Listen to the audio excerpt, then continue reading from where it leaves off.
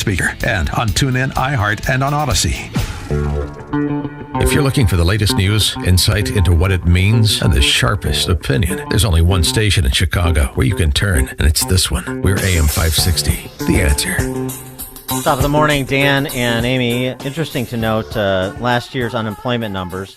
And I know the unemployment rate doesn't tell us a lot. It probably should largely be ignored. But it's still an apples-to-apples comparison when you're doing state versus state. So looking at the unemployment rates for calendar year 2022 nationally, state by state, it is worth noting that the top 10 states with the lowest unemployment rate, Republican run? all Republican governors. Oh, of course. No the shocker there. bottom 10 states with the highest unemployment rate?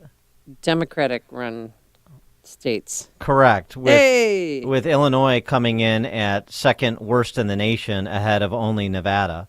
But, of course, that second highest unemployment rate in the nation earned Pritzker re-election because who cares? I guess, what you say in these inflationary times is those Democrat governors with presiding over higher unemployment rates, they're inflation fighters like Jay Powell because they're getting people kicked out of work.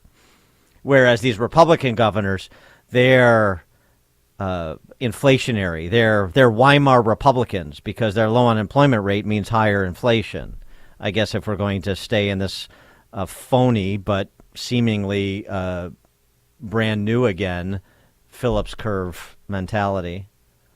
For more on that topic and others, please be joined by Jim Iuorio. He's an analyst for Fox Business and the proprietor of Brandt's Restaurant in Palatine. Jim, thanks for being with us. Appreciate it. Thanks for having me, guys. So Republican governors are pursuing inflationary policies while Jay Powell and the Democrats are throwing people out of their jobs and trying to curb inflation, right? Well, so it's interesting is that I don't even think there's a debate here. I mean, one party is pro-business and provides incentives for business to expand through CapEx. The other is pro-regulation and keeps pointing fingers at business and telling us all how they're treating us so awfully, proposing windfall taxes. Just the one thing that always stands out in my mind is AOC in, what's her district, New Jersey or New York? New Jersey, right? New York. So Bronx. when Amazon planned to come in there, just fought it tooth and nail. And someone called her out on it a couple days ago again, and she still stands very proudly that she kept Amazon from opening branches there and providing jobs for the people. So there's this weird psychology going on where they consider themselves the champion of the people, and at the same time try to destroy all the jobs through regulation, punitive taxation, and just look at food and energy industry. They're trying to drive those two out of business. They've said about the energy industry, they've told us to our face that they will be happy when they've driven it out of our country or out of the world, whatever.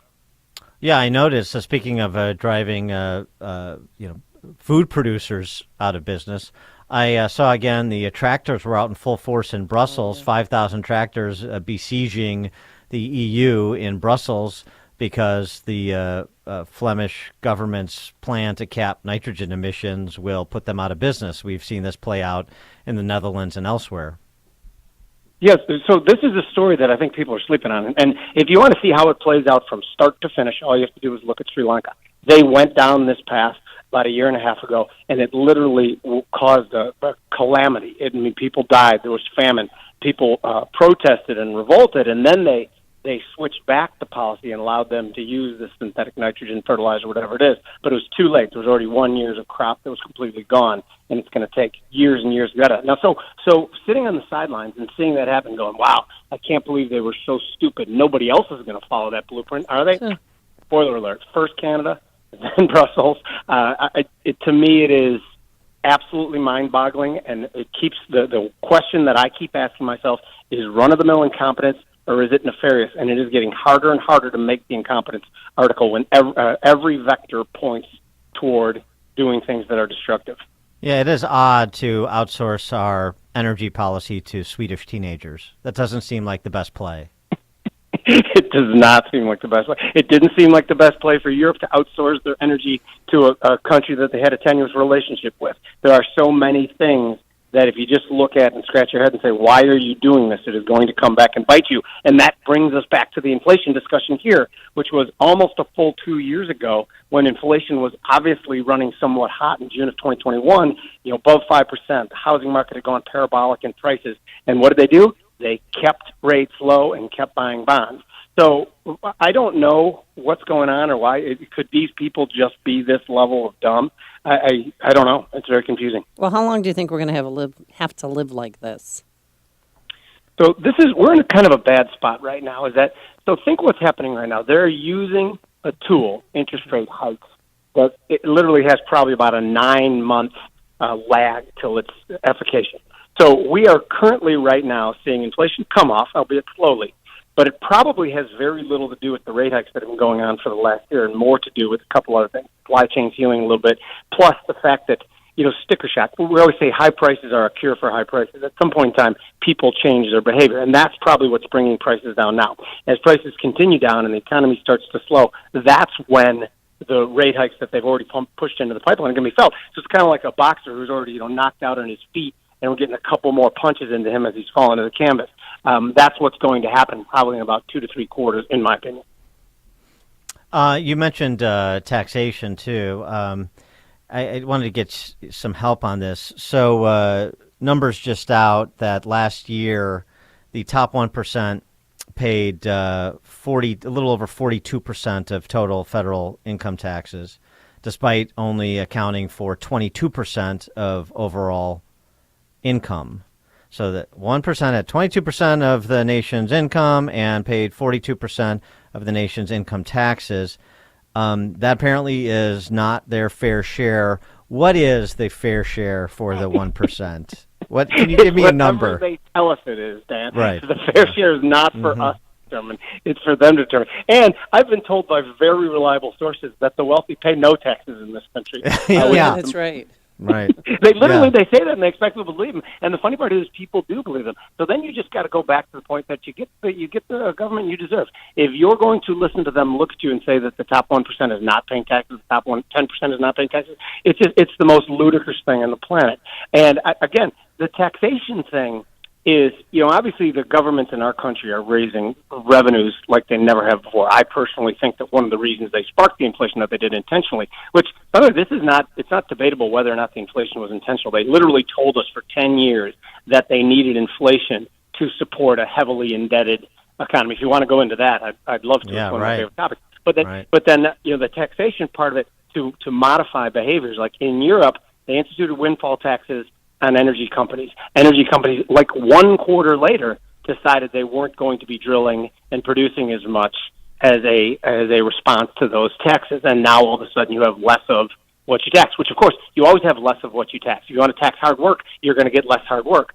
So again, they've gone off the playbook and they're trying to invent something new. I wonder if they're just trying to break it all down to build it back up again, but that's what it seems like.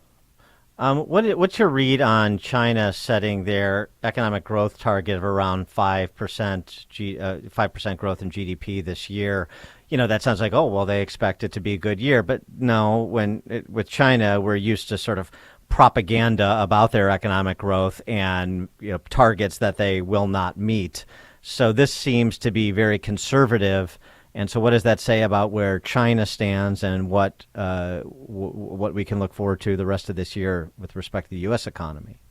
Well, that's a astute observation, obviously, because they always exaggerate to the upside. And I guess every government politician does, but China specifically. And plus, it's very difficult to get the actual data out of China. But the one thing over the last week or so, crude demand, oil demand in China has picked up above expected. So I think that things are getting back on track. But to your point, for them to say they expect 5% GDP means they probably expect 1% GDP if you do kind of a thumbnail propaganda deflator.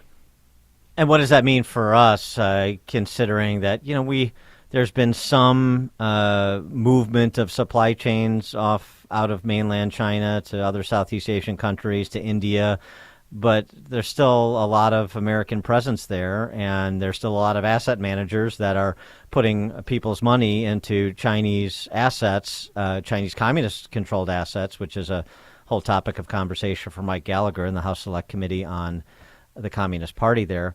But what does that mean for America's economy if we're sort of trying to break down what's actually happening there?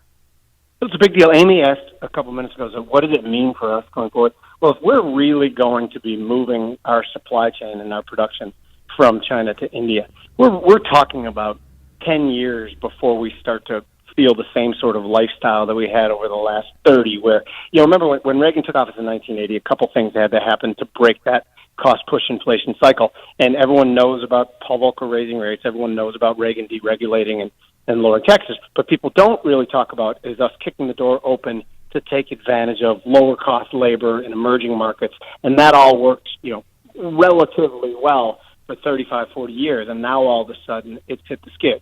So it's going to be a big deal, and it is definitely inflationary. Remember, that's one of the reasons we produced in China, because of what we had to pay there compared to anywhere else. So a lot of big-name economists are predicting that we are going to shift our supply chain from China to India. But then, again, that doesn't happen overnight. That takes at least 10 years before we see the fruits of that. I feel like I'm a downer this morning. I think it's a Monday morning thing. I'd like to apologize. Let's talk about something more fun going on.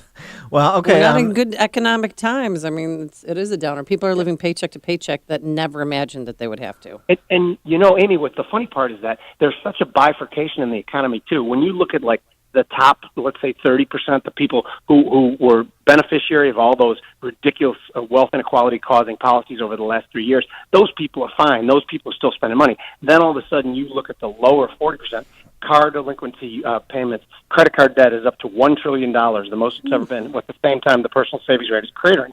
And there's this weird YOLO sort of mentality, I'll just borrow. I want to live. If the rug's going to be pulled out from me under again, I'm going to live while I can live right now, and that cannot end well.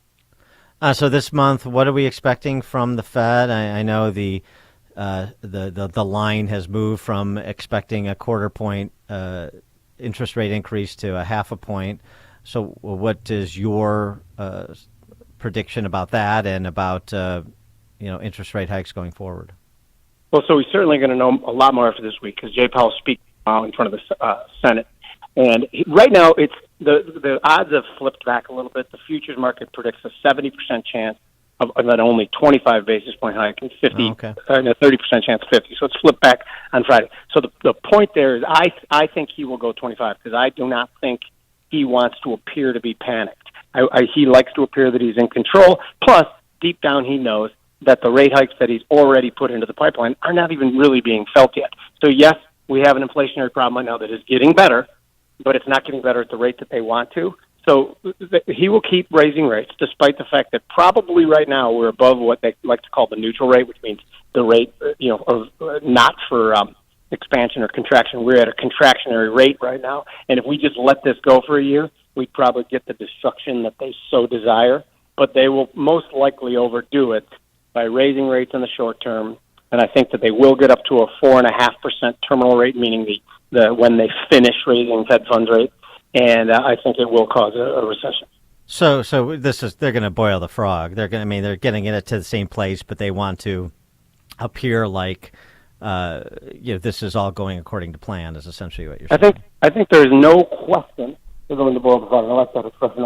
I know what it means, even though I've never heard it before. They're going to overcook it. They either the inflation data that we're looking at is backward-looking or antiquated, or it's just a normal, 6 months to 1 year lag time of rate hikes. But either way, they're playing with the instrument that they're using to handle this is so imprecise, and it really, any rate hike right now would be effective in fighting inflation 9 months from now, and we have no idea what even 3 months from now is, let alone 9 months from now. Jim Iuorio, Fox Business Analyst, the proprietor of Brandt's Restaurant, best ribs in town, and burgers. In Palatine. Thank you. When are you guys going to come out this summer? We'll have an outing. We need to do a live remote. If we're not from locked there. down. Yeah. We're not locked down for climate change. Jim Iuorio, thanks for joining us. Appreciate it. See you guys. Thank you. And he joined us on our turnkey.pro answer line. Connect with Dan and Amy on the AM 560 The Answer mobile app. Just text the word app to 64636 to download the app today.